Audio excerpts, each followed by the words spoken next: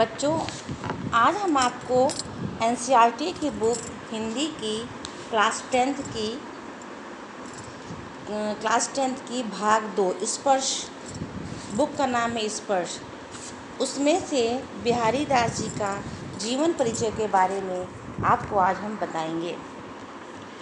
बिहारी जी का जन्म 1595 में ग्वालियर में हुआ था। 1595 बोले तो 1595। जब बिहारी 7-8 साल के थे तभी उनके पिता ओरछा चले आए, जहां बिहारी जी ने आचार्य केशव दास से काव्य शिक्षा पाई। यहीं बिहारी रहीम के संपर्क में आए। बिहारी जी ने अपने जीवन के कुछ वर्ष जयपुर में भी बिताए। बिहारी रसिक जीव थे। इनकी रसिकता नागरिक जीवन की रसिकता थी। उनका स्वभाव विनोदी और व्यंग्यप्रिय था। 1663 में इनका देहावसान हुआ। 1663 बोले तो 1663, इंग्लिश में बोलते हैं इसे 1663 में उनका देहांत हो गया। बिहारी जी की एक ही रचना थी सतसई उपलब्ध है, जिसमें उनके लगभग 700 दोहे संग्रहित हैं। लोक ज्ञान और शास्त्र ज्ञान के साथ ही बिहारी जी का काव्य का ज्ञान भी अच्छा था। रीति का उन्हें भरपूर ज्ञान था। इन्होंने अधिक वर्ण सामग्री श्रृंगार से ले ली थी। इनकी कविता श्रृंगार रस की है।